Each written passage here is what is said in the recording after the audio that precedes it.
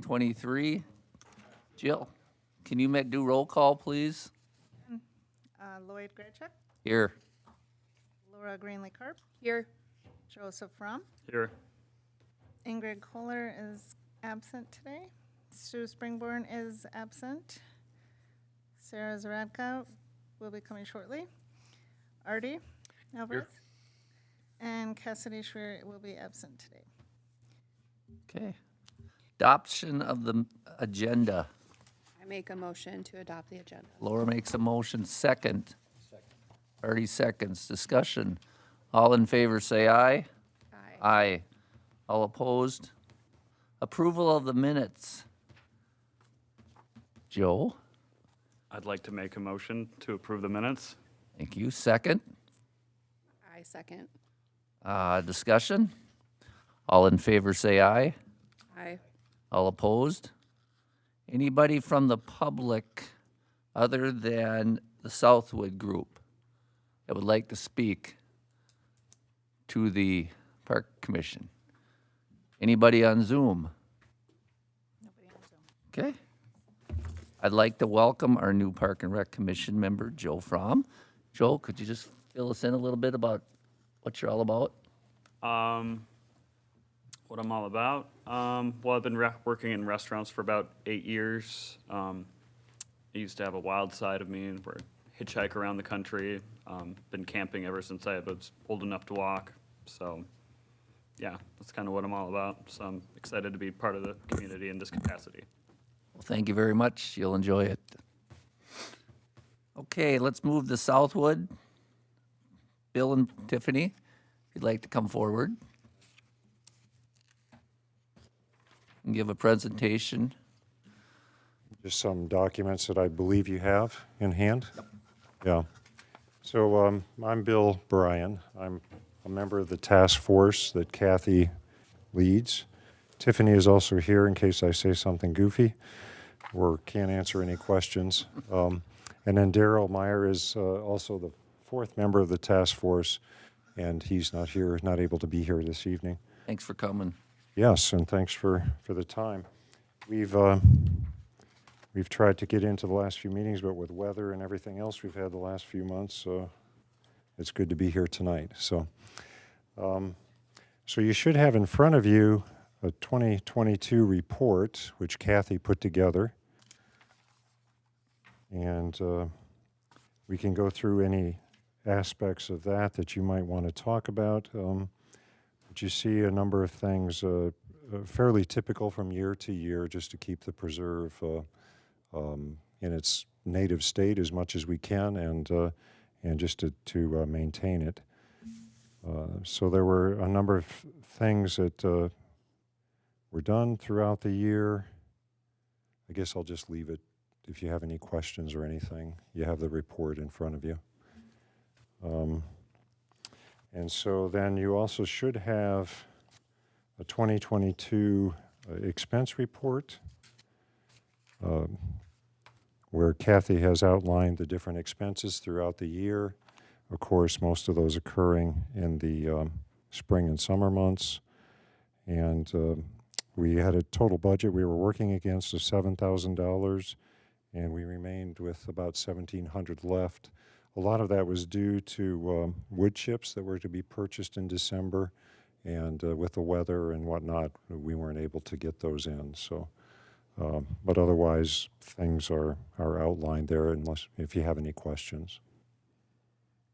And is this just an update, or are you seeking approval for any of the items? Well, that was 2022 is just to update you on what we did last year. And Thank then, you. yeah, That's sure. a very kind sure. way to tell me it's not 2022 anymore. No, it's all right. Sometimes I still have trouble remembering. And then 2023, you should have a budget proposal in front of you where the numbers are more or less the same as 2022. And again, this I guess this gives us a snapshot of the bigger picture that we have for 2022, but a lot of work in buckthorn removal, a lot of work in the prairie maintenance, and then Earth Day cleanup, garlic mustard pull, fall work days where we try to engage the the town and have people turn out. And those went pretty well last year, so that's good. And then again, those wood chips. So, Thank you for all your hard work out there.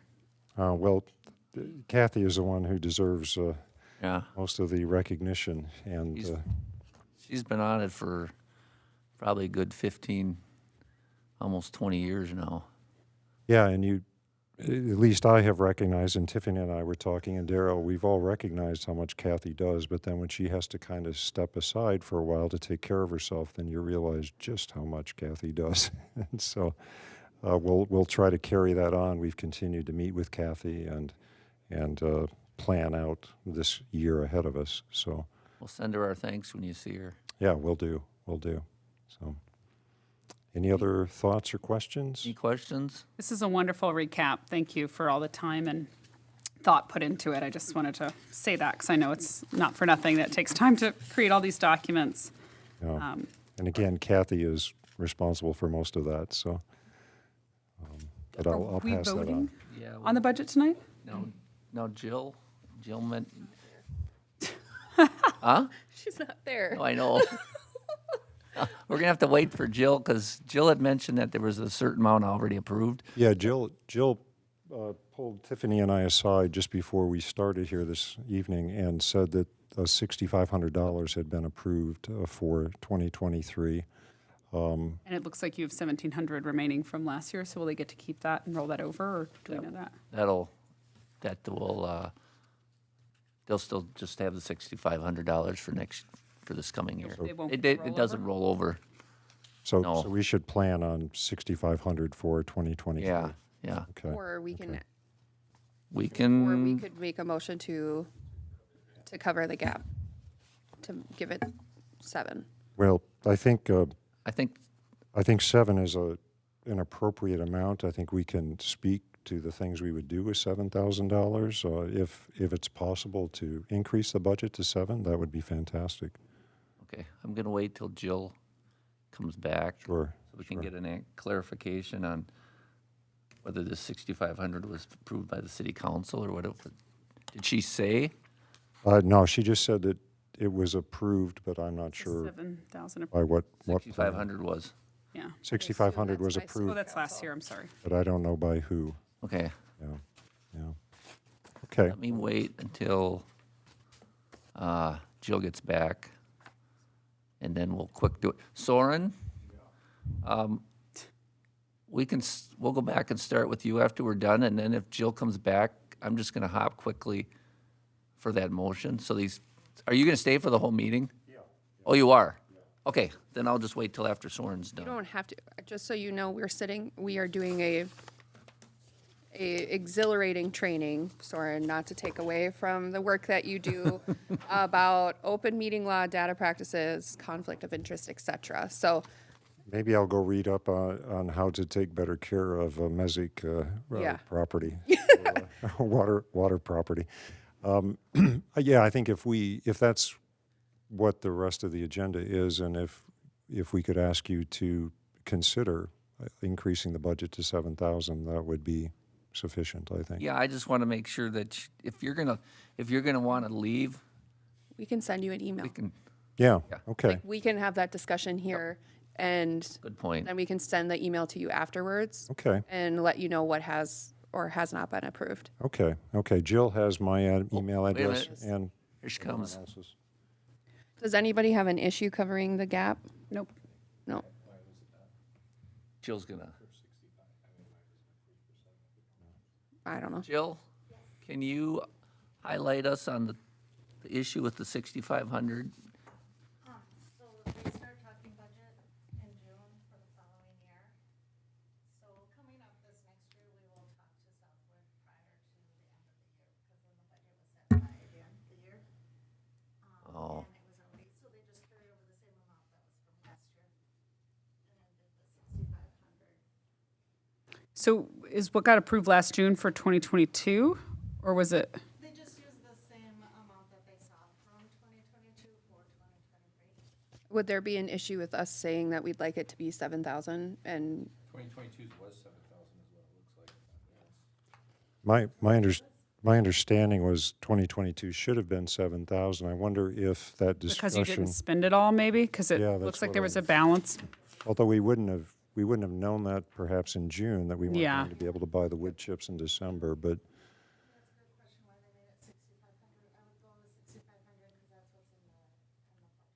Okay, so it's the city budget, it's not the parks budget?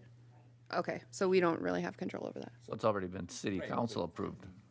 Well, you Could the parks say? Sure. You could make a motion, we could send it to city council and see what they say. Yeah, that's, That, but specify that it would come from the parks budget and not city. yeah. So, any questions or comments? Do we want to make a motion? Yeah. Yes, somebody, I was looking at Artie. I thought he was Yeah, gonna I make thought a you were motion. gonna say it. oh, no, no. Go ahead, How dare you? No, go ahead. it's all yours. I make a motion to contribute $500 from the parks budget to cover the gap between the 65. The park fund, Park fund. okay, Fund. okay. Second, I second. Sarah seconds, discussion. All in favor, say aye. Aye. I, All opposed. Now, we made that recommendation. It doesn't mean you can, like, you have that $500 now to go spend it. It would need to be approved by the city council, and we would find out about that later, probably by next month. So right now, you got 6,500. yeah, well, it's. You'll find we're- out. We still aren't ready to do a whole lot in the. so. I'll be curious to see how that culvert works now that we got all the snow this year. Yeah, that'll be interesting. Didn't Yeah. it flood last year? Pardon me? Yeah, it flooded very extensively last year. Yeah, So yeah. It will be interesting. Hopefully, well, it won't be the only place. They are flooding, I guess. predicting a lot of flooding this year. Yeah. So if that's increased, if the $500 increase goes through, you'll let us know via Yeah. email? Jill, can you let them know? Yep. Okay. Well, thank you. We appreciate that. Thank you for all your hard work, all the members on the Southwood Nature Preserve group. And field any more questions, comments? Okay. Thank you very much, Bill. Thanks again. I'll pass that Vinnie, on to thank the you. others. You were part of the group too? You're just here? Okay, thanks for coming. All right. Soren.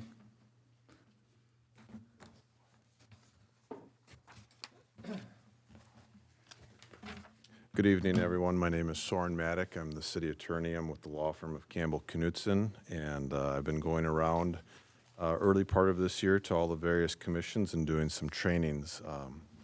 With all the turnover we've had, we thought it'd be a good idea to just update people. Some of you already may have heard this, but sometimes it's good to just get a quick reminder.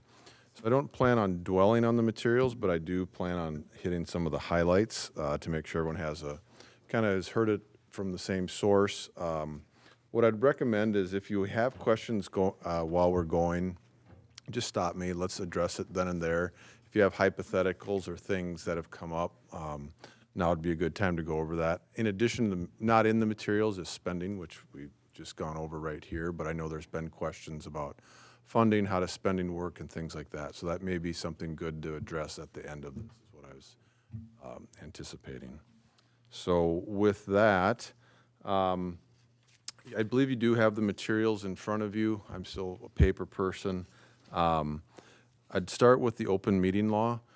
Right now, what we are doing is observing the open meeting law. You are meeting in public. The public has a right to attend. Jill or someone else, or maybe Jenny, I'm not sure who notices your meetings, but the law does require that you notice these meetings and that they are open to the public. It does not guarantee the public the right to participate or speak. You control that aspect of it, but they do have an absolute right to be here and watch you do your work. So with that in mind, one of the ideas behind that law is that at a local government level, we want decision-making to be open and transparent.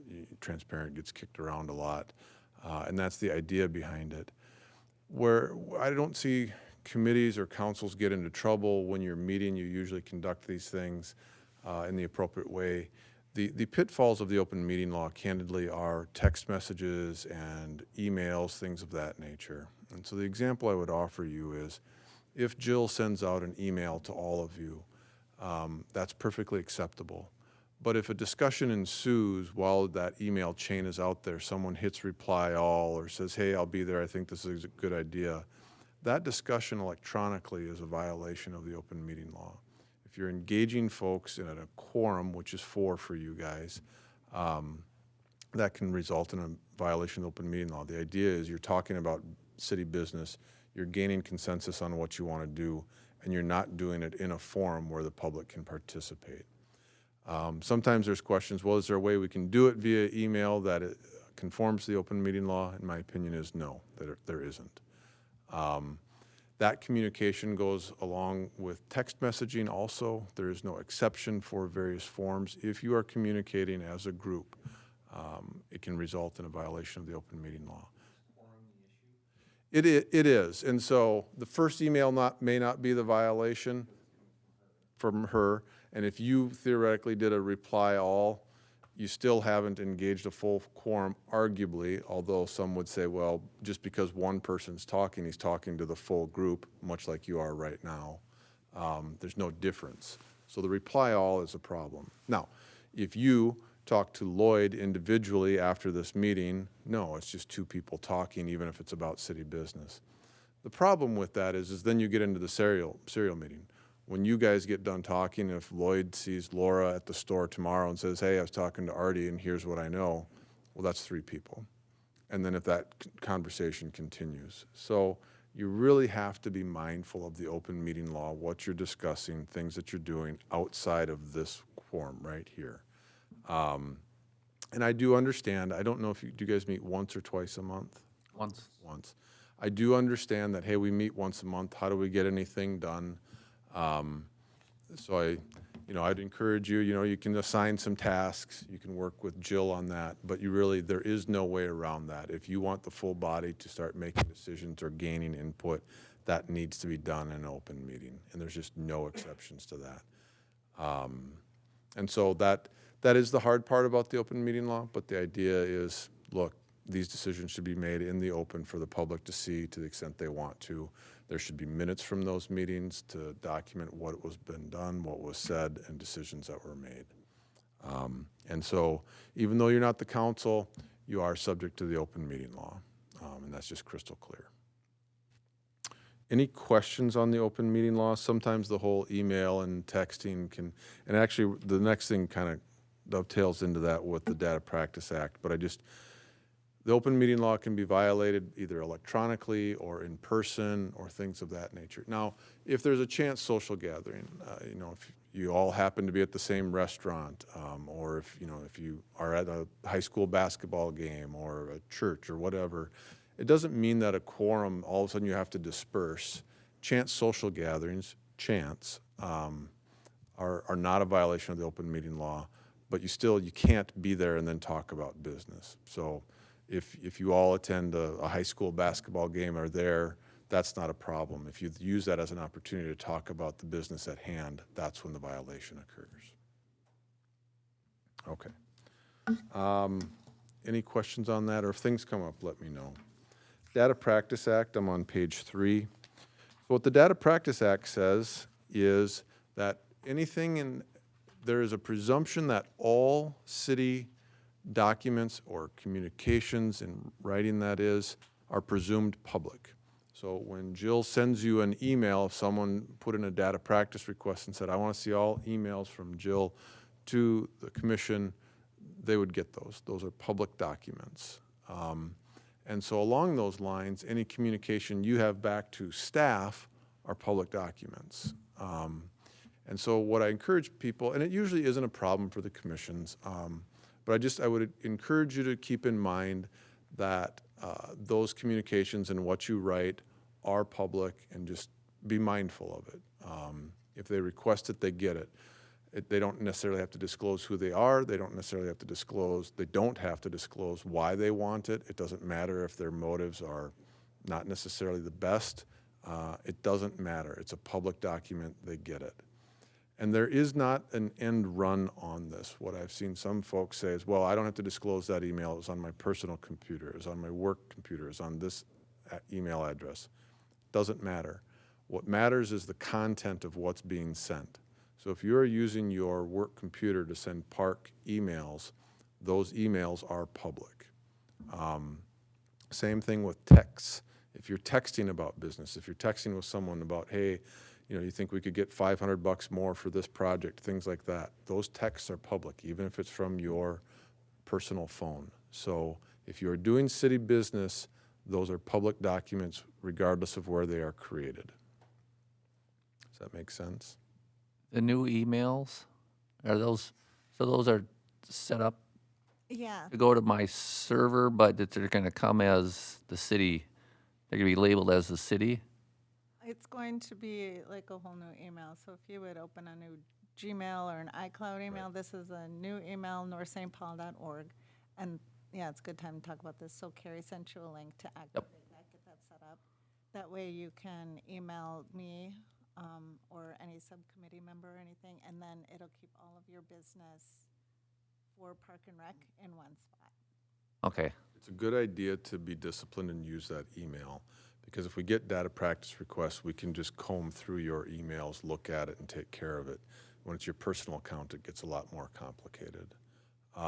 What I would encourage you not to do is if you get a separate email account, don't belt and suspender it and say, hey, send it to my city account and my personal account. It kind of defeats the purpose of setting up that city account. The idea is keep everything in one spot, because the complaint from someone who sees that it's being sent to two different accounts is, I see you've responded with the emails that were stored in this account. What about this other account? So it almost creates twice the work. So I would encourage you, I know you don't have city emails now, but I would encourage you, once you get one, to use it exclusively for city business. okay. Any questions on that? The way data practice works is someone has to make a data practice request. It goes to Jill or Jenny, and then they start circulating the request to gather the information. And it just depends on the nature of the request in terms of what needs to be done on that. But just keep in mind that we have to respond in a reasonable amount of time, and that's just an absolute. There's no way around that. Okay. Conflicts of interest, I don't imagine this will come up much for you. The idea behind the conflicts of interest in Minnesota are, hey, you've volunteered to do this for the city. We're not going to let you use this position of power or influence in the city capacity to somehow enrich yourself. So if all of a sudden the Parks Commission wanted to start to contract with Lloyd for a bunch of services, that's a conflict of interest. You cannot be on the receiving end of payments for something that you are engaged in here at the commission. And I would hope that a lot of that is straightforward on that. I don't see it come up very often with commissions, but it is something to be mindful of. If there's something before you that you, an immediate family member, or someone in the household can financially benefit from, you have a conflict of interest. And at a minimum, you should be recusing yourself. There may be other rules where we have to take a look at it and see if we can even enter into the contract to begin with. So I will tell you that because it deals with public dollars and tax dollars, my advice on conflict of interest tends to be somewhat conservative, to stay away from it, even on the appearance of it, because we're talking about tax dollars which are compelled from the taxpayers, and how we spend them matters, and the faith and trust that we have with the public. We have to be very, very careful with that. So I don't think it's going to come up much for you in some other committee. I was with the EDA, by the very nature of what they do and spend, sometimes it can come up.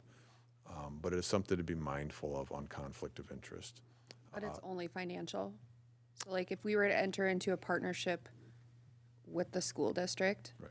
and money was not exchanged, but somebody on the commission served on both, worked in the school district and served on this commission to put on an event or something like that. I wouldn't have a problem with Okay. that. But if let's say someone's a superintendent at the school and we enter into a contract here or an agreement, that is something I would want to at least just take a quick look at and understand what the relationship is. But you're right, if it's just a joint venture, I don't have a problem with that.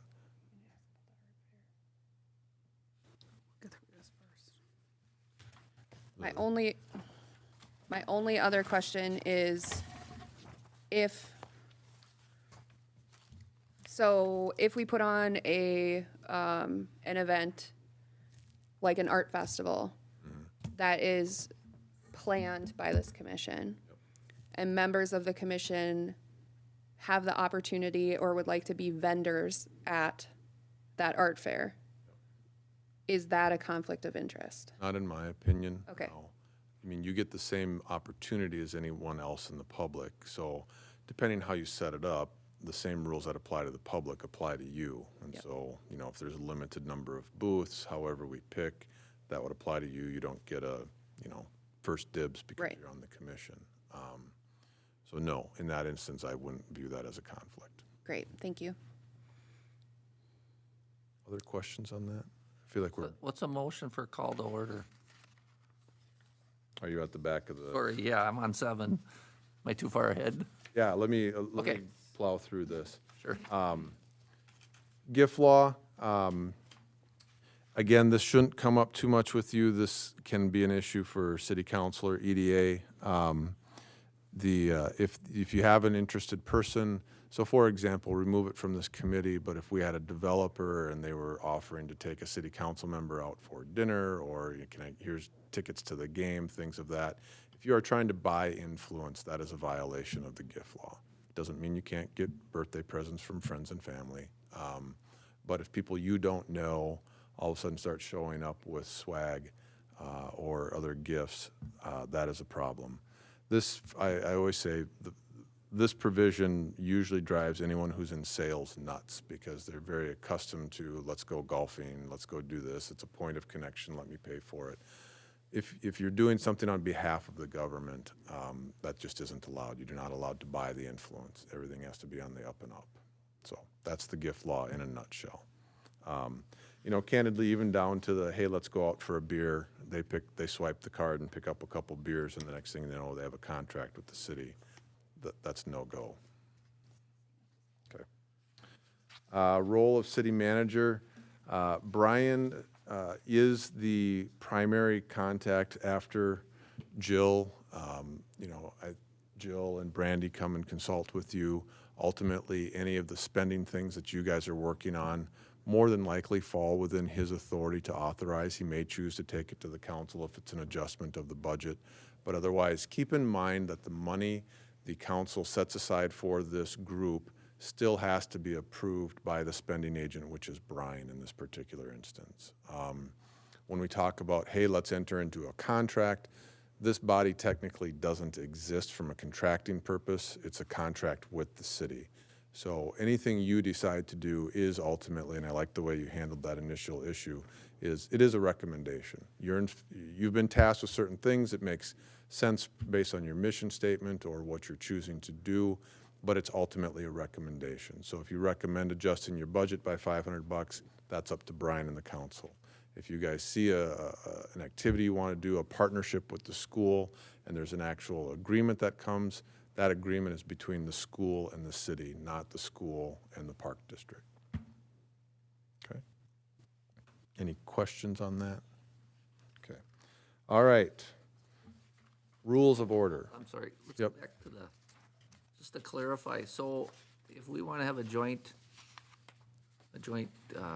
event, do we need to get that approved ahead of time? Well, it's only if you have a contract. Well, but let's talk about what is the event. I mean, a lot of you, if you're having an event and it's city-sponsored and there's city funds, it is not uncommon to have a quick contract with those. Now, if you just host something and it's been authorized, no, that's fine.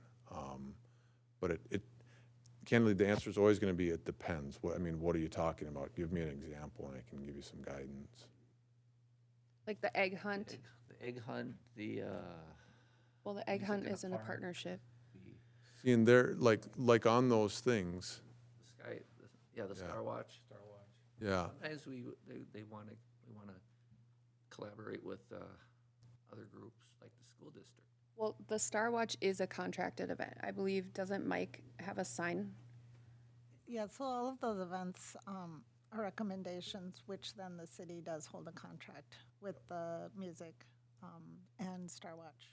I'm going to say all of those ideas, they involve city facilities, so ultimately it takes council approval. Again, you know, you're tasked with these things to come up with the ideas, but they are ultimately going to take council approval to do. And so whether there's a contract or not, if you're talking about having an event where you're reserving city space, it needs to be run through the city.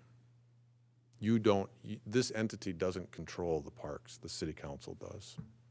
You guys just don't see what I do after you put the schedule together, then I put all the contracts together with the. Well, So, if it doesn't have a contract, we can have, it Still, well, like with the school. no, I mean, if you go to the school district and say, we'd like to do something together, maybe we look at it and say, this is pretty low level. We don't need to actually do a piece of paper. But we would still necessarily need council approval. If you're gonna say, we're gonna do a joint event at this park and it's gonna be with the school and we're gonna reserve an event, that still takes council approval to reserve that park. It's the council's park. So maybe it's not a piece of paper, but it's still an event. It's a city, and ultimately, it's a city event. If something happens there, it's the city's insurance. There's no insurance here. There's nothing here. You're an advisory body to the council. Does that make sense? Yep. Rules of order, I would hope that that never becomes an issue for you guys. All bodies are governed in North St. Paul by Robert's Rules of Order. I routinely say that I think Robert's Rules of Order are one of the worst sets of rules for any local body to adopt. It's a book this thick, and it's meant to govern the legislature and bigger bodies. Really, what you guys need to do is, the rules of order are exactly that. They're meant to keep a sense of order so people aren't talking over each other, speakers are respected, and that it becomes clear when you've actually made a recommendation or a decision. It takes a motion, a second, and then a majority of the quorum. So as a 7-member body, a quorum is 4, and if you only had 4, it takes a majority. So a 2-2 vote fails. You'd need a 3-1. If you have 5 people here, then it takes 3 votes on that too. So you need a majority of the quorum present. And we can go through some scenarios. So if 7 are here and 7 are voting, you need 4 people to adopt it. If you only have 6, again, 3-3 doesn't cut it because that's a tie vote. You need a majority. So that again would take a 4-2 vote to adopt something. Lloyd, as the presiding officer, you recognize people, you control the patterns, or you know, the voting patterns, things of that nature. But like the mayor, after that, candidly, you're just one vote like the rest. You're usually a point of contact or maybe the spokesperson, but everyone here's vote counts equally. There's not a strong chair policy on that. Were there other questions on rules? Can you, like, let's see, motion to amend. I think I got 2, I got 3. 1 I got, 2 I got, 3 I got. Complex question 4. Just, what does that mean? Which number 4 are you? All secondary motions. C. what page? So while the commission 7, sorry. considers the motion, 7. members may make secondary motions. I haven't ever seen in my 25 years, these are just taken out of Robert's rules, what count Okay. as secondary motions. I've never seen someone make a complex motion. Usually if you have a complex motion, what I say is, look, break that down from the 5 things you've said, and instead of trying to jumble it into one, let's just handle that one at a time. Okay. We need to make a motion to do that. Well, no, I mean, if your motion stands and it's been seconded, theoretically, we can vote on it. But it's, you know, it becomes an issue of does everyone know what you're voting on? All right. Just calls it a secondary motion. Yeah, Fine. yeah. One- Now, those motions do take a motion second and a vote. What I have seen people do is when kind of the discussion keeps going and going and going, I'll see someone, I call the question, which some bodies recognize as, okay, we'll stop debate and now we'll vote on it. Well, technically, calling the question itself takes a vote or a motion, a second, and you vote on it, and that stunts the debate. That's why that kind of stuff, to me, especially at a commission, I would strongly encourage you, don't spend too much time on Robert's rules. Keep it simple. Okay. The Then we'll one- just keep rolling like it was. Yeah. The one- Yeah. Just leave it. You do well. Okay, thank you. The one thing I would say about Robert's rules, if you had a strict parliamentarian, what they'd say is when you're debating or discussing an item, someone should make a motion, make a second, and then you discuss it and debate it. I encourage you to do just the opposite. I would encourage you to take the topic, discuss it, gain consensus, say, yeah, I know I could support that. Let's not do that.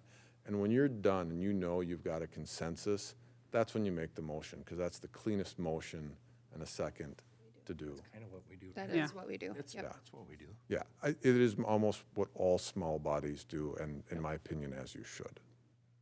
It just makes it a lot easier for Jill if at the end, okay, we've figured it out, here it is, I move for this. Okay. And I think it's good for the public and just yourself, so you know what you're doing. Yeah.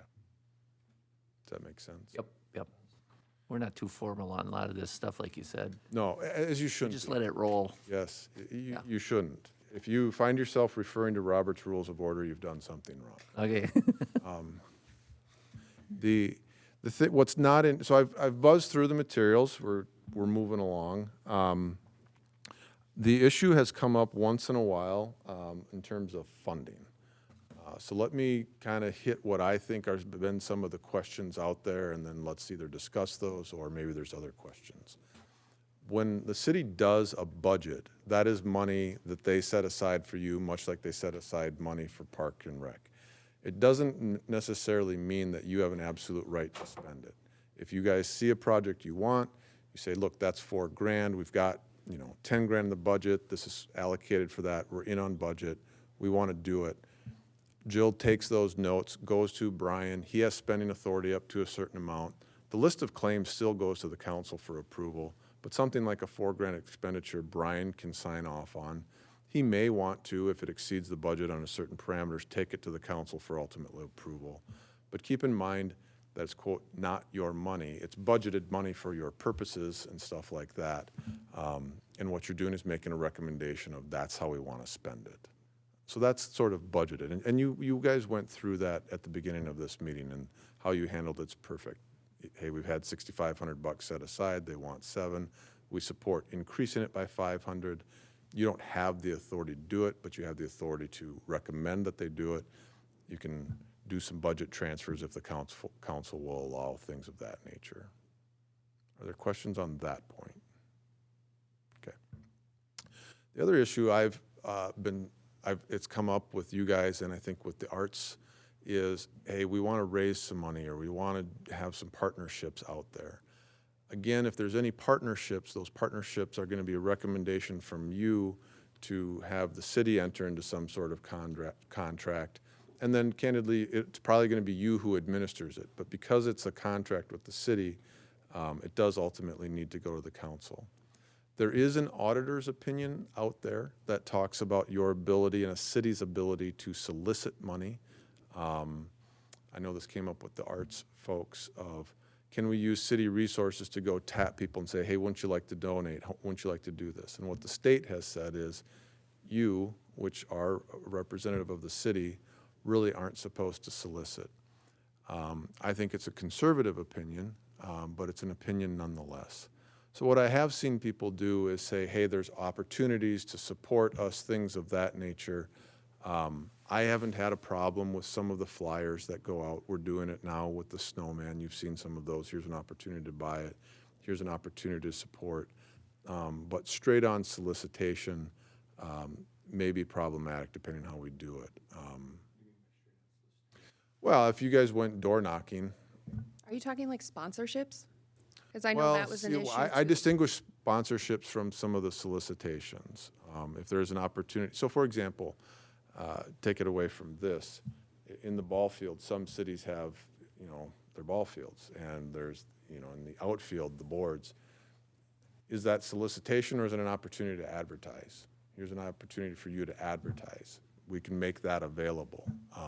I don't view that necessarily the same as just straight up solicitation for donations. I should clarify, solicitation for donations.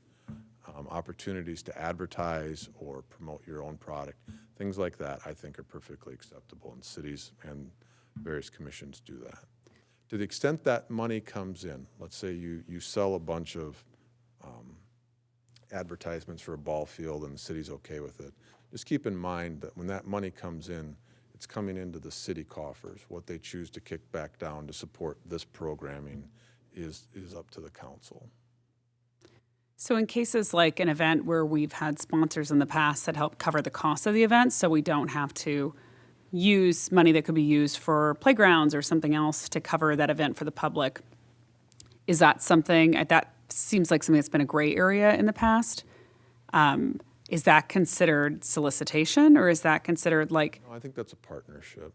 okay, So for example, what I've seen is I think the arts had a painting and wine thing or something like that. And I can't remember where it was done, but one of the local bars said, hey, we'll host it. People have to come here, buy their own wine. But it's clearly it was a city event. But the city wasn't necessarily spending money on it. They were publicizing it, making it known, and kind of pushing for their thing. Things like that, those are fine. I think a big question for us has been, is we're, a few of us are on the commission to kind of plan the fall event last year that kind of went really fast. And the questions have been, when we do an event that might have outside vendors that we could potentially incur money that could go towards, let's say the lifeguards at Silver Lake, that the city doesn't have the money for, doesn't have the budget for, how do we go about adequately raising money for the parks for something that the city doesn't designate funds for? But we have to use outside vendors to do that because we can't just charge people for an event. This goes back to like alcohol in the parks, or even if it's not alcohol, but food selling, making money from those things. Where's the gray line there? Because I look at it, I look at a thing like I think the lifeguards is a really good example where the city doesn't have the money to pay for them. It's a liability to the city to not have them in some regards. It's something the public wants, something certainly Silver Lake area people really want lifeguards back. We did events to raise money in the past that takes a lot of effort, where some events where alcohol or other things are involved, you could raise money a lot easier and a lot quicker. But it seems like we run into a lot of red flags trying to do stuff like that. And I'm not saying it has to be alcohol, but that's just the example we ran into last year. But what would you recommend from your expertise of like, how will we go about doing something like that where we don't have the money in the park fund to pay $15,000 a year to pay for lifeguards when we're trying to make improvements to the park? However, we would have the opportunity with some of these big public events we host to maybe raise money and put it towards that kind of thing. So first and foremost, I mean, if you guys are out promoting the parks, if people want to donate to the city, so that the city actually statutorily has to accept a donation.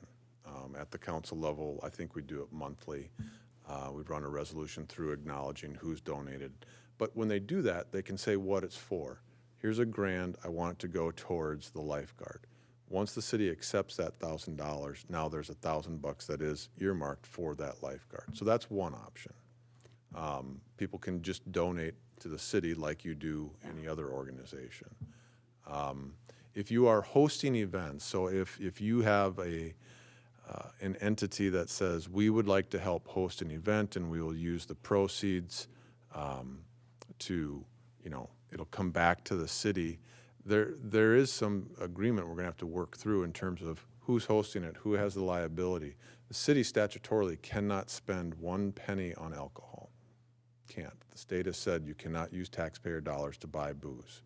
So what we have seen in other cities is sometimes you bring in a vendor, a caterer usually, who can bring in food and alcohol, and you enter into an agreement with them, with the city, that says, look, you're going to pay us $2,000 to set up shop here, or maybe there's a profit share, not a profit sharing, but a cost sharing type agreement in place. Or donation they could kick back. But we were told that like wasn't allowed.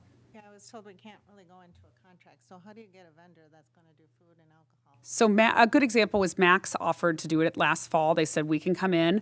We have the license, we have the insurance, we will sell everything, we have the employees, and we'll make money, and then we will donate to you. A portion of what we make is like a thank you or something like that. But we were told there was other reasons involved with that contract. But What is something like that, like where it is a completely, We can try and get there. The thing that I would say was frustrating about last fall the fact scenario kept changing Yeah. every other time. So we need, when we give an opinion, it's based on what we know at that time. yeah, I would say if you want to have an event where alcohol is and where there's food and we have a caterer, I don't know if Max is a caterer or not. They haven't been established for 3 years. The 3 years business a weird is 3-year So business. those facts matter. Yeah, Yep. So that's why if you want to do something, we can try and help brainstorm on Yeah. that with you. But we would just need to know all the facts on it. Alcohol is such a hard issue for local government. Yeah. Because you cannot, and it's just an absolute bright line spend on it. Now, it doesn't mean when you go to some of these city-sponsored events, there isn't alcohol, but they've brought in a caterer or something like yeah. that. And I think we were okay with that. We don't want to have anything to do with that and maybe it's not something we do this year, but I think it would be great to know in future events as we're working with the Art Commission, like how do we get some of these events? And what we know is it's really hard for Susie next door to say, here's $100 for lifeguards. Will she come and drink 7 beers? Hopefully not that many, but people are more willing to donate to a good cause if they're getting something themselves out of it, right? And maybe that's food, maybe that's something else, but it doesn't have to be solved today, but it would be great to know, like, what can we do to work around it? So future events, if we decided to do something like that, we could potentially, Well, and where we've run into problems is we've seen so think of for example, Parade of Homes. What the state has said is you buy a ticket to go to the Parade of Homes. If one of those homes has a bucket of beer, hey, welcome to this home, have a beer while you walk around, you are supposed to have received a liquor license for that. And so it gets very strict around alcohol. So the mechanism of how you do it, we'll give you 2 free drink tickets. No, you have just sold booze on that. So your $10 entry gets you 2 drink tickets. No, that drink ticket is built into that $10. To do that, you need a liquor license. That's why, from my perspective, if we can figure out how to involve a caterer, if we're really bent on this idea of having food and booze to host an event, which makes sense, we should really explore the option of a caterer. okay. I think we could still work on that in the background, but I do think there was a hindrance with the 3-year thing because I felt like the irony with that, and maybe that's something the council could look at, was that, I recall there was something in the statute. I have to look. It's a statute. We Yeah. just, The caterer isn't even something issued by the city. Having liquor in the park is one thing, selling liquor in the park was another thing. So Yep. even having the caterer and the liquor license, they're still selling in the park. We'd have to look at that. okay, Because the moment, and again, it's a good idea, we look at it, we figure out we get the caterer, but then we look at our ordinance and it says no alcohol in the parks.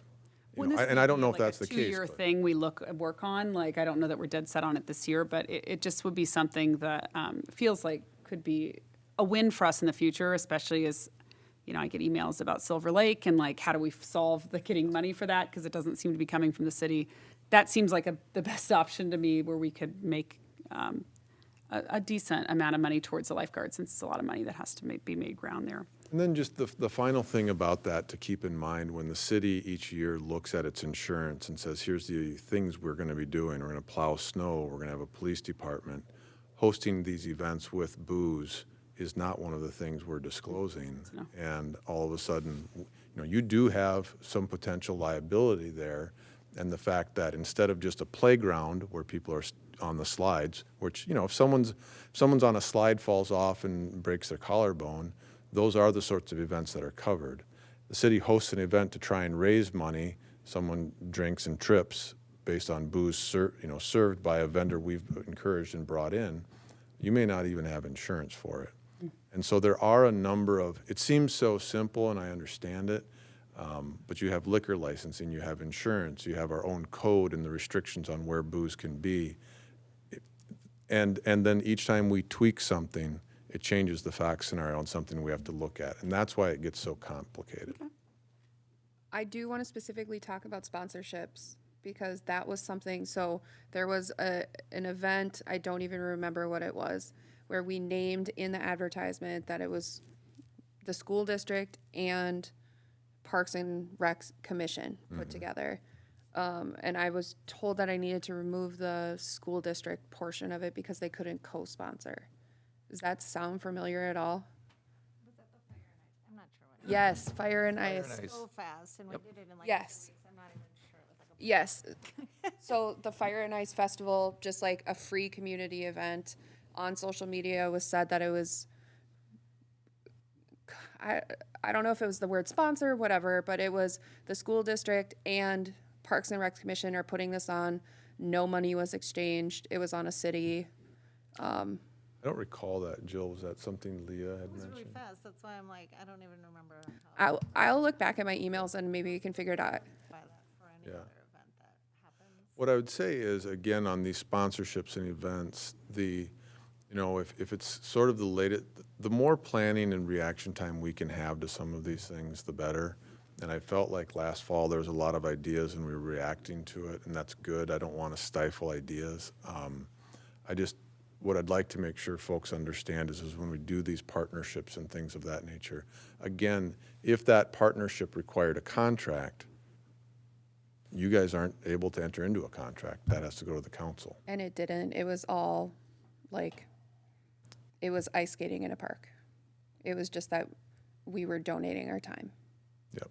I believe it may have been the Facebook piece. But I get What what about you Facebook? I believe as I recall, it had to do with the city wasn't communicating it at the time, but there's a lot of variables.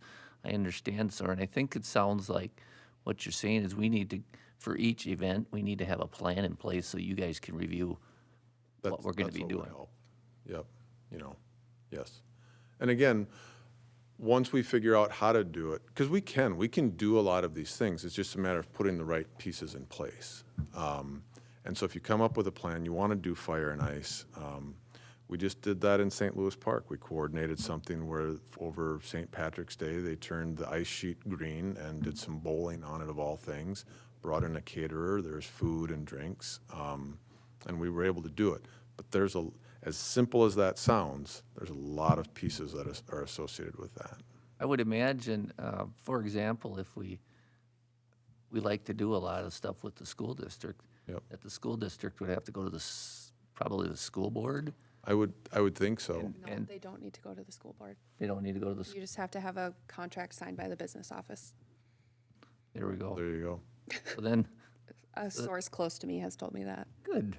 Well, then So, they've got full It contract. sounds like when we, We need to know what part of that needs to coordinate with the city. Yep. So that the city knows its part. Yeah, it's more about the I city. don't think Fire and Ice even knew we were partnering with the school. So that was. Right, and at the same time, but like, there's no money exchanging. We were partnering in like, But you cannot advertise on behalf of the city without some approvals. Again, you don't have the authority to do that. it was approved by the city. It was on it was a flyer. It was just a flyer that was shared on a community Facebook page. Who approved it? Approved what? You said it was approved by the city. I don't know who approved the flyer. It was sent to the city and then the city shared it and then it was shared on a community page. I guess my advice going forward is if there was past confusion, perfect, fine, good. I would like to move on from it. If there's, I completely agree, but I am bringing this up. Yep. Yes, that is a like specific thing that we can work on going forward, but there's been this theme of not being able to have sponsorships that has come from many people, council members. Jill, I feel like you have said we can't have sponsorships or the city is unclear about what sponsorships is gonna look like. So I just specifically wanna clarify, are we able to collect sponsorships from outside vendors for our events to offset the cost of the event? so when you say sponsorship, walk me through what you're envisioning. So, who's, it's Gallagher's or something? Gallagher's donates $500 to the That park. donation has to go to the city, and it has to be approved and accepted, Okay, and I believe it is. okay? And that money is then said to offset the cost of the egg hunt. Okay, And then his name is on a poster that says sponsored by Gallagher's. And we can make that happen, but again, it's not a matter of just walking the check into the city and handing it in. That's not the part, we just were told we could not have sponsors on any of our events. We can look at that. If that was said before, we can take a look at how we handle that. Okay, great. Yeah, because And I that's the would- disconnect. I think we have businesses out there that want to give us money, but now the the letter that goes out saying, hey, we're open, send us what you want your money to go towards, was cut off. And so now we're struggling because I think the businesses want to give us money, but I don't have any way of asking them or letting them know that we're ready to take their money. So sometimes there's an issue of if there's issues with communication or internal controls on that, it's not necessarily legally you can't. Sometimes Okay. it's a function if we're set up to do. Great. So it's a systems issue. It's not that we can't do it. We can help get you there. Okay. Cool. Great, thank you. Yeah. No, I mean, those are good discussions. It gets hard. I mean, it doesn't need to be hard, but it's not only legally doing it right, but internal systems controls on it. And then, just candidly on some of it, on the donation side of things, just the processing costs of certain things, is it worth it to proceed when you get some of these things? And I'm not trying to diminish some of these donations, but I do know that that's a discussion some cities have had is, this event sounds nice, but we're just not in a position to allocate the resources to it at this point in time. So what I would think, from what I'm understanding from you, is moving forward, when we do these events, we're gonna have to go through a lot of protocol. Well, it sounds like we need to send, order- probably tonight, like a list of what we're planning to do this year up to council so that these separate commissions that are working on stuff don't keep working on things if they're like, we don't like this idea, or we don't want concerts in the park, or we don't want whatever. Yeah. It sounds like to me, what I took out of this is maybe before the meeting tonight, we say, here's a list of events and dates and what they are. And 2 items down, that's what we're doing. Yep, that's what we're gonna hit Great. that. good, let's do that. And that would help us. If Subcut. we know the dates, then the council can approve the dates. If we know that we're going to partner with people, or we're going to seek sponsorships, just how are we going to pay for it?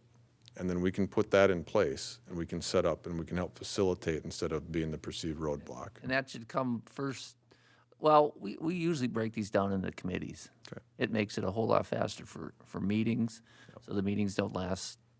Then we let the committees decide what they're gonna do and come back to the park commission and the park commission. So I imagine the park commission would also wanna know that we're doing a partnership Yep. too. And that's okay. We're just learning as we go on. 100%. Yep, the learning curve. No, it is. And it's good work. This is exactly why these committees exist. You're engaging the facilities that you're directed to. It's good civic engagement.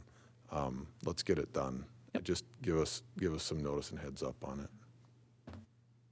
We do, believe it or not, despite some of our past perhaps failures or road bumps, we want to facilitate these things. It just, I think we're having these discussions because it was a change from the past, and everything was happening so fast that none of us, you all included, had an opportunity to like sit down and have the communication that needed to be had. So now I feel like we know what we need to do going forward, and we can do that. Well, and candidly, I think, and it's a fair reaction. I can tell you that Brian and I have sat down and said, here's some things we've been doing.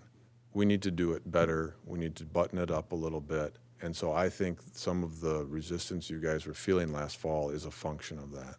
I would give you an example. The city has supported the Historical Society for a long time. It's an asset of the community, and it's something that there's a desire to continue to support. Well, things have been going on with handshakes and sort of things like that. At the council meeting last night, we actually entered into an agreement with the Historical Society say, look, here are the things we will provide you. And it was just an opportunity to button it up. And so we are actively trying to run things a little bit cleaner and more just out in the open and more purposeful. So I do think the buzzsaw you hit in the last fall was a part of that, as we were kind of trying to get our feet underneath us. That's growing pains. It is. It is. I'm good. Does that make sense? Anything else? Nope. Any other questions for Soren? I have, Subcommittees that we do here for the Yep. different events. I don't want to rip anything out. How does that fall into the open meeting law? Yeah. No, good question. Thank you. So what the law says is committees and subcommittees are subject to the open meeting law. Now, I usually get resistance that a park committee should have to be subject to the open meeting law. I get a lot of resistance if I ever suggest that a subcommittee should be subject to the open meeting law. The gold standard would be you'd publish it even if it's two of you. What I would say is my view, and there's opinions to support this, is if they are ad hoc committees, if you at the beginning of the year said we're going to form these committees, I think they probably are subject to the open meeting law. If as you guys are going through, it's, we should just quick do a committee to figure out fire and ice, I think those are ad hoc committees that aren't subject to the open meeting law. But if you have standing, long-running committees, the law is pretty clear. That's subject to the open meeting law. That's right. Now, be careful how fast and loose you play with that, but Yeah. that is the deal, yeah. And it doesn't take, and all it would be is a notification to the public, right? It is. It's a notification to the public. It's open to the public. You need minutes. Technically, you should vote on them, things. And no, it's not a big deal. Would you care if the public came and watched? Probably not. Would the public show up? Probably not. No, I agree. Open meeting But- law doesn't care if the public participates or Right. not, but yeah, if it's an ad hoc committee, I think you're fine. Yep. All right. I that have answer one your- more question, Oh, yep. because I know park meetings were a thing before, Or what? having their meetings in the park, Oh, and that was eliminated, I don't know if it was last year or the year before. I know ADA accessibility was a big thing, but does it have to be, does not need to be in City Hall. You do have ADA concerns, but it has to be in the city. There was recently an opinion where city councils were holding meetings outside the city, and an opinion was given there's a state agency that actually governs data practice and open meeting law. They said, as a city, your meetings need to be in the city. So from my perspective, from an open meeting law standpoint, as long as they're in the city, you're fine. You do have potentially ADA concerns. I can tell you that North St. Paul, that is something that's monitored really closely, and it was an issue before. I don't know if I'm not an ADA compliance person. I don't know if the place that you guys were looking at was ADA compatible or not. I think Casey is, it has handicap parking, it has ramps, and it has everything. Casey is, Silver should be. well, depending on where we do it. Oh. The whole Zoom thing isn't like a requirement. No, so Zoom is somewhat off the table at this point, too. That's a good point. During COVID, weren't in person, we were doing Zoom. Pursuant to the open meeting law, the legislature, in essence, took that away from us. Now, in somewhat of a weird move, everyone was Zooming so we could avoid contact. COVID makes sense. What the legislature, the way the law is right now, is if you want to appear via Zoom, you have to give staff notice. You're still able to appear via Zoom, but it has to have been in the notice. So if it wasn't in the notice, you can't appear via Zoom or participate anyway.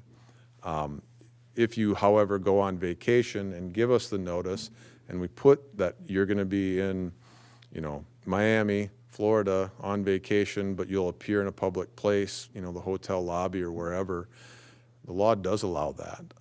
If you are stuck in traffic and aren't going to make it on time but can figure out how to get on your iPhone, the law does not allow that. Now, what we have done, and it hasn't been tested yet, is we do allow folks to appear via Zoom, participate, but not vote. So if it hasn't been noticed, I would say that you can't vote. Talking us as individuals. Yes, I am. The group collective. Correct, right. I wouldn't push the issue, I wouldn't push the issue and try and go back to the full group meeting remotely. The legislature made it clear, we want you back in person. But as long as we're in the city and Yep. it's an ADA building like Casey, we can do the park ones. For sure. And assuming it's been noticed. Right. Yeah. Yep. So I would just put on our agenda that I post to the website that the whole group is meeting at Casey. It's just a You regular don't have to meeting notice. bring your computer and try to get people on Zoom. That's what I feel like, that's what you're asking You're too, not required right? to allow people to participate via Okay. Zoom. There's no requirement. Yeah. as it's advertised, Yep, as long as there's notes, and as long as we run it like a meeting, yep, people can get there. yep. It has to be open, has to be accessible, has to have been properly noticed, and as long as it's in the city, you're fine. Now, I will say that, again, subject to change, and the legislature's looking at the open meeting law on the Zoom stuff because of some pushback again. So the advice I'm giving you here in March may be obsolete come August 1. Anything else for Soren? Questions, comments? If there's questions, I feel like the money and the sponsorship were kind of the big things. I think we've covered it. I don't want to keep kicking that thing. Give us some notice, let us work on it, and I think we can help facilitate that. Great. All right. I will leave you to it at 7:35. Thank you, Thank you. Soren. All right. Thank you. Appreciate it. Yep, thanks, everyone. All right, election of chair and co-chair positions, opening it up to motions. I make a motion to leave it as is with you as the chair and Laura as the vice. Laura, are you okay with that? Okay, I'm okay with that. Second the motion. Any discussion? All in favor, say aye. Aye. All opposed? Done. Done. 2023 calendar of events. Jill?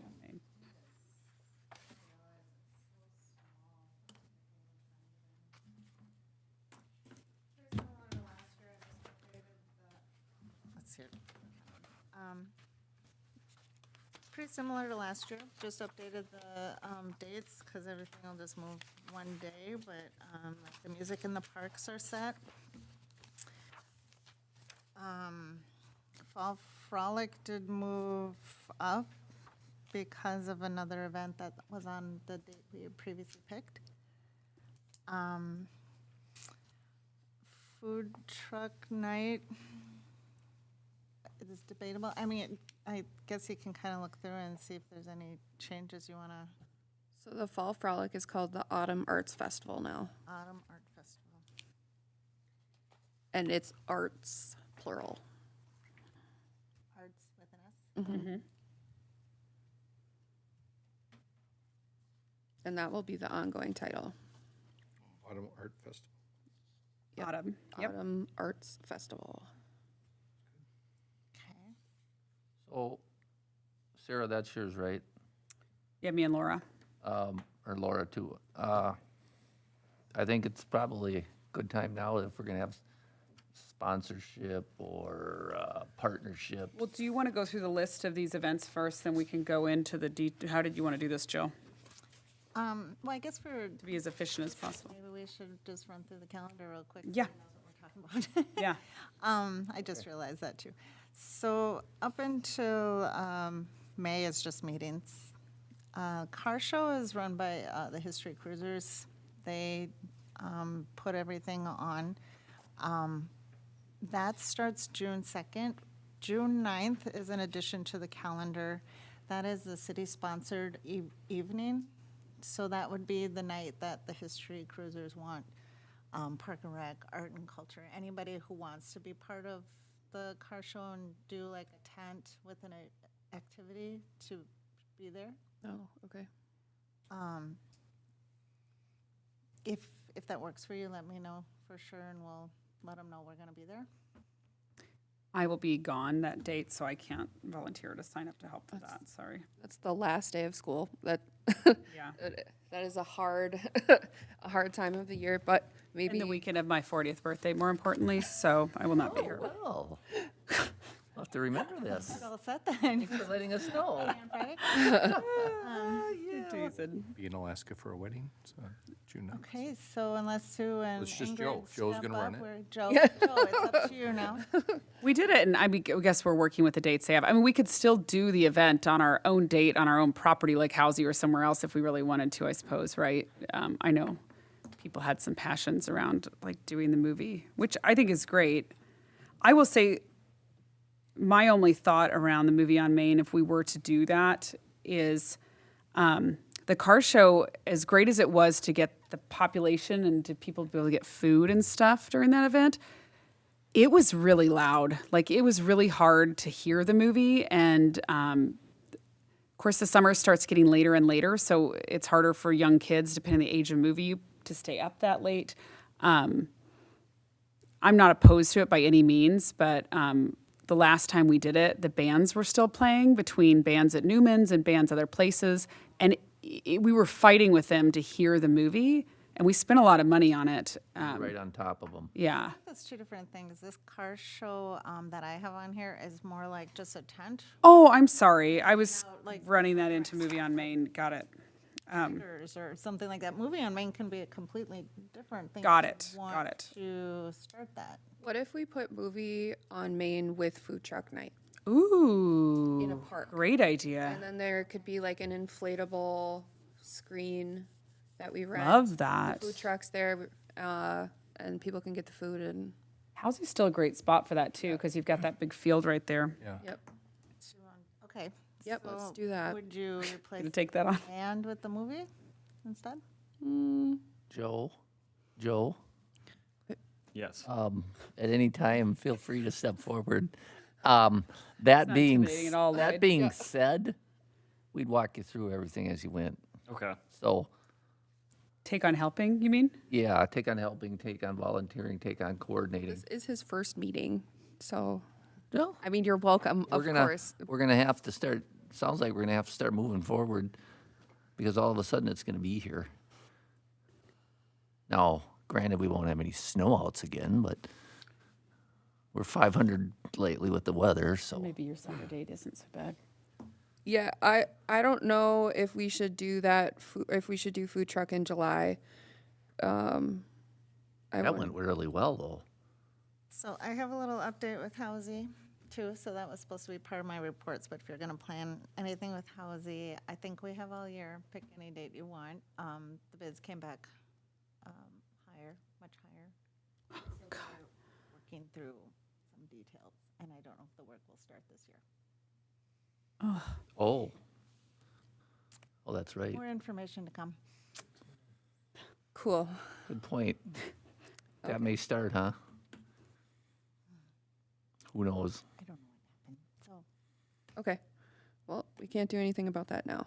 no, so feel free to plan any day for, So why don't we So are we just go going through, this right now? let's, This is- we're gonna run through all of them and then we can go back and, Do you have to get approval for like doing a tent at the car show? Is that part of events considered, no, Jill, that you need that's approval? why they gave us the June 9th.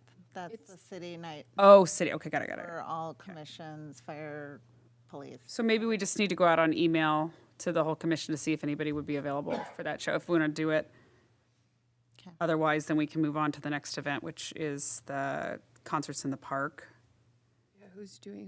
Ingrid doing that? Ingrid is working on that. She has June, she has July, and I think she is going to be starting on August pretty soon, so those are good. Do we know who the bands are? She's, has Brio Brass. Okay. She found more of a kids band, Bazillions. So we're working on getting them, and then Empty Pockets will be in August. Okay. I don't think they know that yet, but that's who she's gonna call. okay, so we got music in the park taken care of. Yes. What's a tree adoption? That's something Jill manages, Jill does it? Okay. don't you? Yeah, people, Public Works. yeah, it's not something we have to worry about. Food truck, what did you decide, Laura? You gonna keep What the, feels like a good date for your movie and the Well, if park? we do a movie in July, that's gonna be crazy late. That's gonna be like a movie at like 9. Oh, I see what you're saying. So I was thinking we either push it up earlier June. in June, or later in the fall. I feel like Well, later in the the fall, the- we have that other event, so. the most light's gonna be in June, though. June 20, I mean, it's It's gonna be, that's it's gonna almost. be a lot all summer, so it doesn't, till end of August. Okay, maybe we just don't, like, it's a good idea. I don't know. The movie? Yeah, We did the movie when it was light outside, when it was on Main too. Because it had a big projector. We did it where maxes now, though, so I don't know where we're gonna do it. At Housey. Housing. We'll leave it on the date. I will figure the movie out. Okay. Just Okay. leave it. But the goal is to put the movie on the food truck night. Yeah.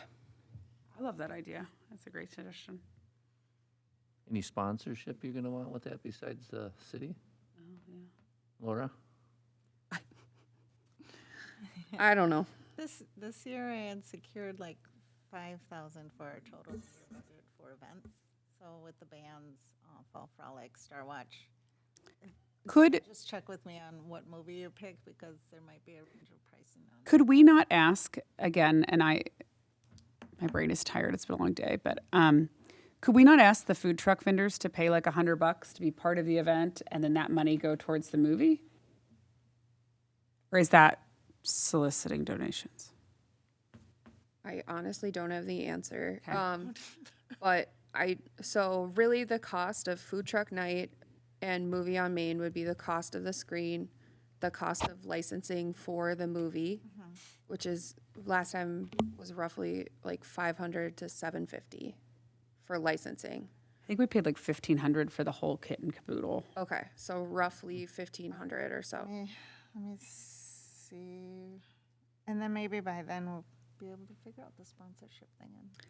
And ideally, that would be a named event with the school district, like community ed event. And maybe we can have some, instead of just having food trucks, we could have some pop-up table stuff if we wanted to. Like if people wanted to share about programs or something like that. Okay. Does the school have some sort of budget? Would that be something that we'd split the cost with them then? We definitely could talk to the budget manager. Budget manager. Okay. So all that's gonna have to go to city council, I take it, from what Soren Yeah, that's says. kind of new. But, This is I gonna mean, be a learning curve. Everybody stand by and I can't accept gifts hang in there. more than $5. I would, yeah, so the youth programs definitely has budgets or has the ability to do that. We would just need to have a contract for service, and then the city would need to sign it, and you and I can work on that offline. Okay. So we'll keep working on food truck night, having a movie there. Okay. Okay. Okay. Let's see, Fall Frolic?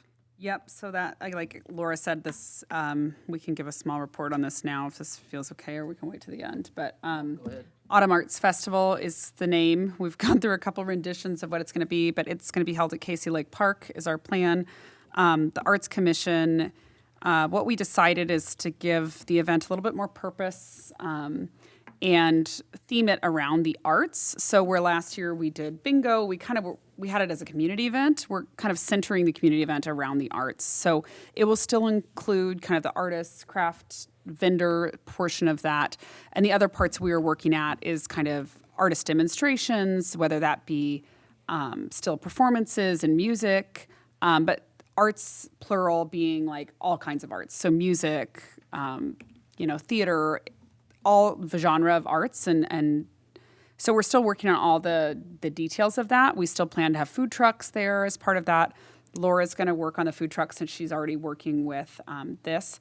One of the things her and I did talk about is we really liked the shakeup that we had different food trucks than that was at the History Cruisers night. So being able to work up front with them, so if they pay that fee, they might be able to come to food truck night and our Autumn Arts Festival, I think will be nice, so that we're not just, if you go to the downtown car show, you're not like, oh, it's the same vendors again.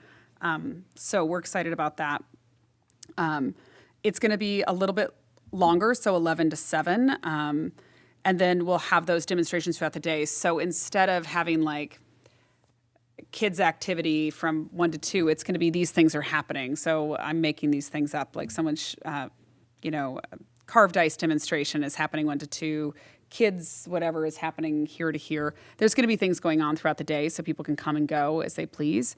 We're still working out those details because we had to go back on a lot of the things we chatted about our last meeting. So we have another meeting to chat in a couple weeks where we're going to start filtering through some of this information. The Art Commission did set a price for the spaces, and they're going to work with you guys to start setting up a system to accept. We are doing a little differently where we're going to accept applications and then choose who we pick to be the vendors for this event. So as we pass that information along, it's not like you're just guaranteed to get in, so that we can limit MLMs and, not having 7 candle vendors or 7 tumbler vendors or something like that, as we build this kind of event up. And we're very lucky because one of the new commission members on the Arts Commission is a very seasoned art fair attendee and knows a lot about knows a lot about these things. So we're excited. We think it's going to be fun. We're still working through the details. Alcohol was brought up, but we did say it's not a priority for this. It's not. I do think it's still something that we should work on or understand in the future if that was something we wanted to do. But at this exact moment, we've kind of shaved off the idea of the dance or like bingo or anything like that to kind of focus it in on activities for everybody in the family. So, Keep us posted. yeah. Star Watch. Nancy has asked me to take that. I'll take that. Okay. I'll get a hold of you. Oh, do we have Mike locked into that? I believe she did, yep, Okay, I'll touch base with you yep. and move that forward. Okay. And we got Fire and Ice on with Laura with Fire and Ice. Same thing, as Same thing. always. Same thing as it has been. It went super well. It was great. And it's very low key. And making hot chocolate worked perfectly. Like, we don't need a whole It didn't thing. need to be a big thing. It's really just weather dependent and how many hours Public Works has available. So it always depends on how much snow we've already had. Yeah. And their hours and kind of stuff. So for some of these bigger events, is this something that we could, especially for like the Autumn's Arts Festival, could we get this in front of council sooner than later so they can say yay or nay to something like that? Seeing as Soren was saying, like resources, I'm thinking parking is always, we always need officers, like that is a city resource thing we need for some of those bigger events, And even food truck night. Cassidy would be here and then she would bring this information to them. Okay. I don't think, Laura, are you gonna we have do it in conjunction, the Fire and Ice in conjunction with the school district next year? Is that the plan? No, I'd rather do it for the food truck night and movie. That seems like a more fitting thing. And Okay. the Fire and Ice was low key enough that before it involved like food trucks and stuff, so it was a bigger lift. I think Okay. just simple is fine this time around. That's it. Anything else on the events at this point? All right, moving on to the ball field discussion. Fees related to the nonprofit and profit. That's in discussion. I'm not sure if you guys have any information you want to give me, but it turned into a lot of research on contracts, what we have with the Legion, who's using the fields, how much to charge. And so they just had a workshop with city council. Not sure how much there is to discuss at this point Okay. still. All right, Did you have anything in particular? Because, I mean, I know it started with a bunch of emails, but then it turned into a lot of research on contracts that we had with people. We can talk about it next month if we need to. Maybe, Yeah. okay. Yeah. But it doesn't sound like we need to right now. old business, any old business? Reports from staff, park sign post color and production update. I feel like this is, because of the last meeting being January, the park sign changed a little bit. The posts are gonna be black. So instead of the whole sign being blue with the blue posts and the blue sign, the post that the sign is in is black. Where'd that come from? Availability Okay, and durability. So he's like, if it hits it, that blue chips off, then you're left. So it's gonna just look better, I Makes think, sense. longer. Great. Okay. They're actually supposed to be shipping this week. I haven't heard anything, but it's happening. Yeah. Yeah. I talked a little bit about the Harsey Park bid that they opened the bids on the 9th. And then my vacation crisscrossed over WSB's. So I didn't get a whole lot of information, but it sounds like they came in really high. Oh, we're moving forward. Can't move forward if it's above what we approved. Yeah. Yeah. Oh, we're So moving. Brandy is working on this a lot. This is now on her plate. Okay. So hopefully right. to have more info for them. Like 25% over or like 50? Like, are they coming in like half a mil? I just want to know. I'd just rather know before I come into it if I've like. Let's see, I think I saw anywhere between 370 and 415. How do we get so high if it, oh, who knows, huh? Brandy will let us know Timing. at another time. Yeah. Yeah, it's just not a good time to go out for anything. Wait a minute, okay. Yeah. With time, those prices will readjust. And then City emails, we also talked, about this one. those go out to everybody then? Should have gone out to everybody, should have received an email from Carrie with the northstpaul.org email. Go ahead and set that up. Can we add that email to like our phone or something? Like, so it's like accessible, or do we have to go to the website and log in to? It's an Outlook email, but I tried to add it and it was a whole thing. Did you get it? I have to get more information. I mean, it's so say a easy whole for me. Well, yeah, right. It's like your same email. Your Outlook, yeah. I'll do more research on into getting it on there, but I had to like download an authenticator app. It was like a If you, whole thing. Weird thing. Sarah, if you add it to your phone, remember, it may subject your phone to. My phone's owned by Target. They can have that fight if they want. Okay. Otherwise, I mean, the way I get into mine is I go to the northstpaul.org website, all the way at the bottom, there's employee access. It should function like that because it's the North St. So we had to go to a website. That's fine. I just wanted to make sure, because if there was a shortcut, I would take that Okay. for accessibility. app. Or checking it. And that's all I had. Reports from the commissions. Anybody going to go down? Sarah, anything? Nope, I did it during the. Okay. Laura? I can talk about the community garden unless somebody else was going to. Yeah, go ahead. Were you gonna?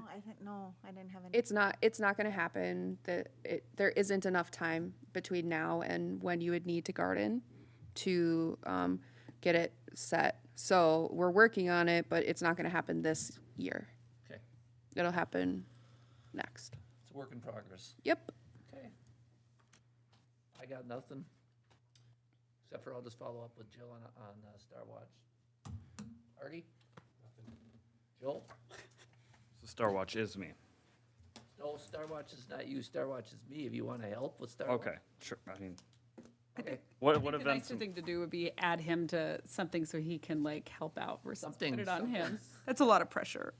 Yeah, no, Star Watch is me. You want to help with Star Watch? Sure. Okay. Is there anything that I am spearheading as of now? No. Okay. We're not going to throw you that far into the den. All right.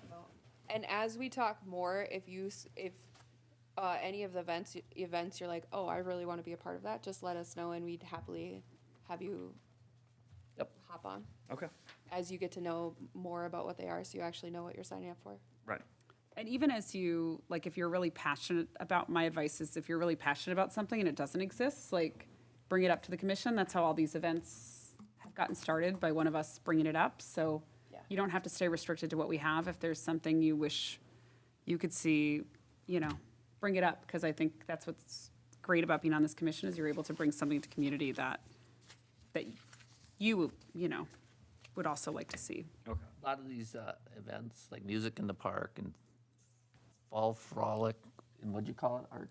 It's the Autumn Arts Festival. Autumn Arts Festival, thank you, and so forth, have been in the works for many years. We got people that are on committees. The Easter egg, that one started out, 4 or 5 years ago? Yeah, but we haven't had it for like 3 years. 1,500 people showed up. Lloyd, it was like 5,000. So if 5,000? if you have an idea, we'll help you navigate all of the things you have to do, the people you need to talk to make it happen. But just know it's relatively easy to pull off with the supports provided by the commission and the city. Okay. Motion to adjourn. I make a motion to adjourn? Sarah makes a motion, second. Artie seconds. All in favor, say aye. Aye. All opposed?